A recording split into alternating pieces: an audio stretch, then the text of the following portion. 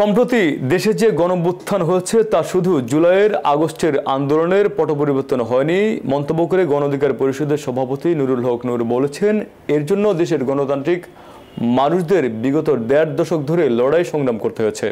শনিবার সন্ধ্যায় নারায়ণগঞ্জের সোনারগাঁও পৌরসভার মাঠে সোনারগাঁও গণ অধিকার পরিষদের ব্যানারে জুলাই গণঅভ্যুত্থান ও আগামীর বাংলাদেশ বিনির্মাণে জন আকাঙ্ক্ষা শীর্ষক আলোচনা সভার প্রধান অতিথির বক্তব্যে তিনি মন্তব্য করেন। সোনারগাঁও গণ অধিকার পরিষদের সভাপতি ওয়াহিদুর রহমান মিল্কি সভাপতিত্বে ভিপি নূর আরও বলেন, পুরনো ব্যবস্থা দিয়ে এ দেশ কার্যত চলবে না।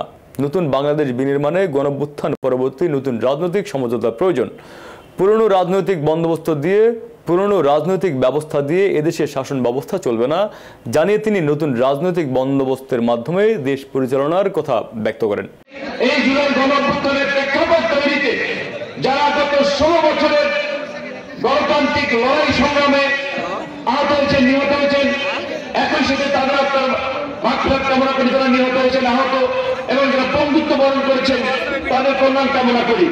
কারণ এই কথা আমাদেরকে ভুলে গেলে চলবে না। আজকের এই গণঅভ্যুত্থান এটা শুধুমাত্র এই জুলাই এবং আগস্টের আন্দোলনে এই পট পরিবর্তন হয় নাই, এই পরিবর্তন আসে নাই। এর জন্য দীর্ঘ ১.৫ দশক ধরে গণতন্ত্রকামী সংগ্রামে মানুষকে লড়াই সংগ্রাম করতে হয়েছে।